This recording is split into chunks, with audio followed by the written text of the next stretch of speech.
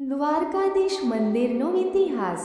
જામ શ્રી રાવલજી જાડેજા કુળના વડા રાજપૂત ક્ષત્રિય કચ્છથી હાલારના સ્થળાંતર કરીને તેમની સ્થાપના કરી અને વિક્રમ સંવત 1582માં ખંભાળિયામાં કેટલાક વર્ષોથી તેમની રાજગાદી સ્થાપી। તે વિક્રમ સંવત 1596 નામના નવાનગરમાં તેમની રાજધાની અને નવું શહેર હતું। જામ ખંભાળિયા નવા બનેલા દેવભૂમિ દ્વારકા જિલ્લાનું વડું મથક છે, જે 15મી ઓગસ્ટ 2013ના રોજ જામનગર જિલ્લામાંથી અલગ બનાવવામાં આવ્યો હતો।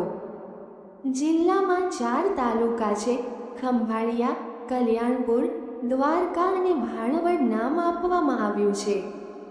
દેવભૂમિ દ્વારકા જિલ્લામાં પ્રખ્યાત દ્વારકાધીશનું મંદિર આવેલું છે, જે હિન્દુ પૌરાણિક કથાઓ મુજબનું 4 પવિત્ર સ્થળોમાંનું એક છે। દ્વારકા ગુજરાતની પ્રથમ રાજધાની હોવાનું માનવામાં આવે છે। શહેરના નામનો શાબ્દિક અર્થ થાય છે સ્વર્ગનો પ્રવેશ દ્વાર।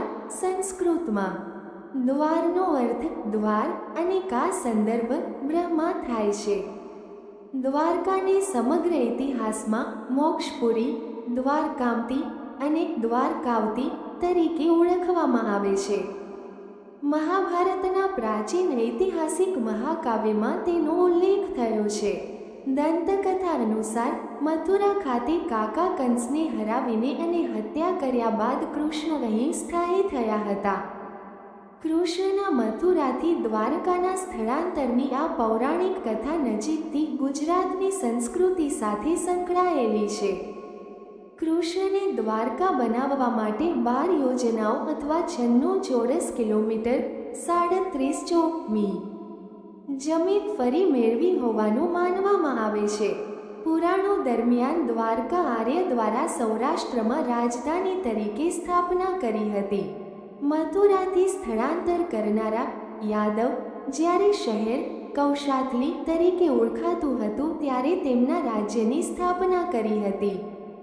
આ સમયગાળા દરમિયાન શહેરનું પુનઃનિર્માણ કરવામાં આવ્યું અને તેનું નામ દ્વારકા રાખવામાં આવ્યું।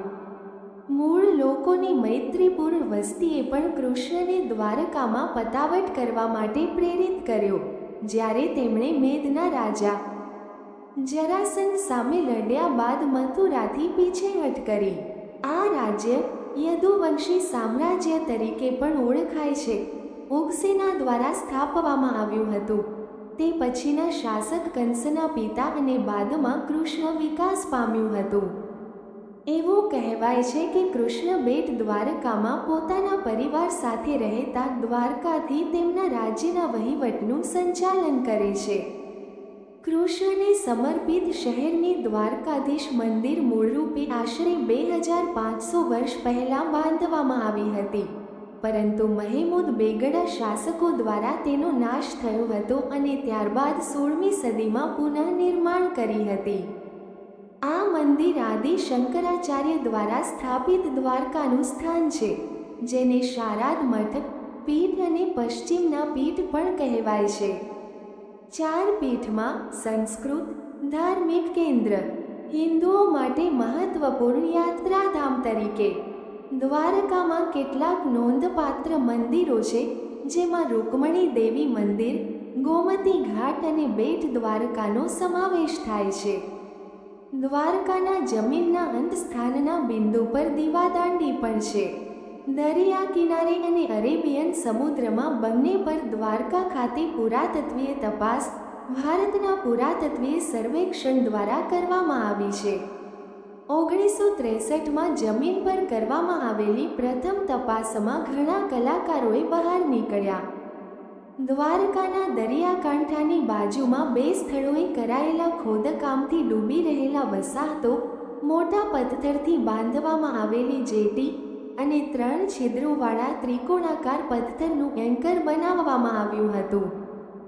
વસાહતો બાહ્ય અને આંતરિક દિવાલોના રૂપમાં છે અને કિલ્લાની બઢતીઓ છે। એન્કરોના વર્ગીકરણથી એવું અનુમાન કરવામાં આવે છે કે દ્વારકા ભારતના મધ્ય રાજ્યોના સમયગાળા દરમિયાન બંદર તરીકે વિકાસ પામ્યું હતું। તટીય ધોવાણ કદાચ એક પ્રાચીન બંદર હતું. તે વિનાશનું કારણ હતું. વાર્તા ગમી હોય તો ચેનલને લાઇક કરો, શેર કરો, સબસ્ક્રાઈબ કરો. જો નવા હોય તો કોમેન્ટ પર જય માતાજી લખવાનું ના ભૂલો.